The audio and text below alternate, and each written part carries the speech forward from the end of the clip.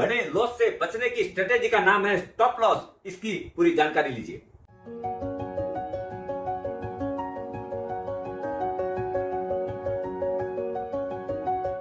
सुप्रभात दोस्तों, आप सभी का एसके फिनोवेट में स्वागत है।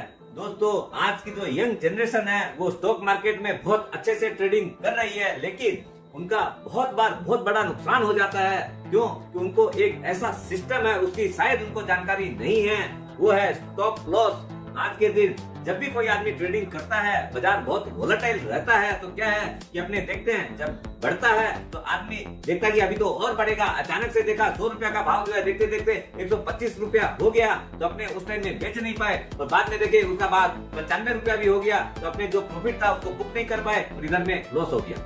ये जो स्थिति है उससे बचने के लिए एक स्ट्रेटेजी का नाम है स्टॉप लॉस स्ट्रेटेजी। इसमें क्या है, आप दोनों तरीके से काम कर सकते हैं। इसको डिटेल में डिस्कस कर रहे हैं अपने वीडियो में। आगे बढ़ने से पहले अगर सब्सक्राइब नहीं किए हैं चैनल को, नए हैं तो सब्सक्राइब कर लीजिए। लाइक और शेयर तो बनता ही है, जिससे कि आपका फायदा होगा औरों का भी हो।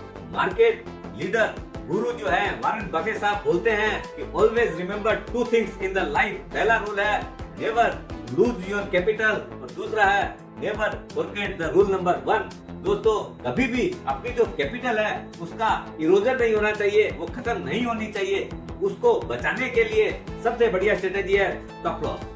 जो नाम है यही अपने आप में संपूर्ण है। स्टॉप मतलब रोकना, लॉस यानी नुकसान। जहाँ पर आपको लगता है कि इससे ज्यादा नुकसान मुझे नहीं देना है या मैं नहीं अफोर्ड कर सकता हूँ, तो उसकी जो स्ट्रेटेजी है उसका ऑर्डर कैसे प्लेस करना है उसको अपने आप सीखते हैं। एक बहुत ही पुरानी कहावत है कि आदमी प्रॉफिट तो क्या है बहुत जल्दी बुक कर लेता है, लेकिन लॉस उससे बुक किया नहीं जाता है और घर खुला रख देता है कि नीचे कितना भी चले जाए लॉस कैसे काट लें। लेकिन दोस्तों, जो आदमी छोटा छोटा लॉस नहीं काट सकता है, ये समझ लीजिए वो बहुत बड़े लॉस को आमंत्रित कर रहा है और बहुत कभी भी अपनी कैपिटल का इरोजन कर सकता है। अब ये how to put stop loss order in the market, ये भी दो तरह के होते हैं, स्टॉप लॉस मार्केट और एक है स्टॉप लॉस लिमिट वाला ऑर्डर। इसका अपने एक एग्जांपल लेते हैं। समझ लीजिए आपने कोई शेयर जो है 100 रुपया में खरीद रखा है और आपका मन है कि हम इसमें पर शेयर 4 रुपया से ज्यादा का लॉस हम बियर नहीं करना चाहते हैं, तो इसका जो है अपने जब ऑर्डर प्लेस करेंगे तो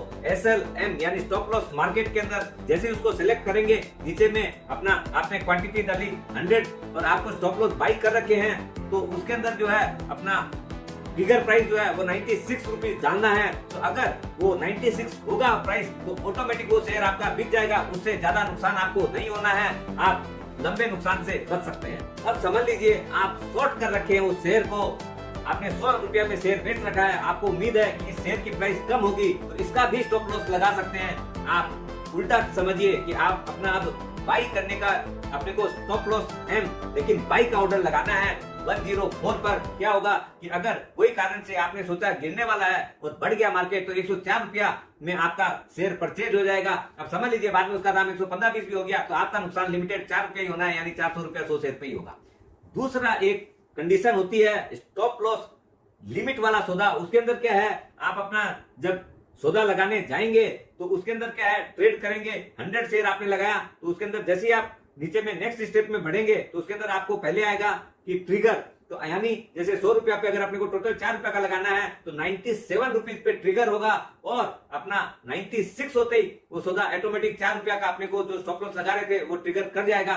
बहुत बार क्या होता है कि अपना हो सकता है वो भाव हुआ ही नहीं, फट से जस्ट ज्यादा गिरा, कोई सेलिंग प्रेशर आ गया, 97 98 तक पहुंचा ही नहीं, उसके सीधा 95 94 मार दिया, तो आपका सौदा कटेगा ही नहीं। इसलिए हमेशा कोशिश करनी चाहिए स्टॉप लॉस मार्केट में सौदा लगाएं, जिससे कि 99.99% है कि आपका सौदा एग्जीक्यूट हो जाएगा और बड़े नुकसान से आप बच जाएंगे। स्टॉप लॉस स्ट्रेटेजी जनरली जो आदमी इंट्राडे करता है उनके लिए बहुत वाइटल है, क्योंकि वैसे भी स्टॉप लॉस खाली सेम डे के लिए वैलिड रहता है। अगर आप शॉर्ट टर्म या लॉन्ग टर्म इन्वेस्टर है तो यूजुअली इसकी आवश्यकता नहीं है। फिर भी अगर आपको लगता है कि आपने 100 रुपया में खरीदा था, इसका भाव हमको 150-200 रुपया लेना है, लेकिन कोई कारण से कोई बैड न्यूज आ गई, कोई बहुत फंडामेंटल्स खराब हो गए और उसका दाम अगर 90 रुपया हो गया, तो मन में सोच के रखना चाहिए कि मिनिमम मैं 10% का लॉस बियर कर सकता हूँ या 15% का। तो वो आप मन में अपना सोच के रखें कि भाई 90 या 85 का भाव अगर तोड़ देता है तो उस टाइम में मैं इसको बेच दूंगा। तो ये स्टॉप लॉस मन का होता है, लिख के रख सकते हैं। वैसे ही लॉन्ग टर्म वालों को तो वैसे कोई फिक्र नहीं है, फिर भी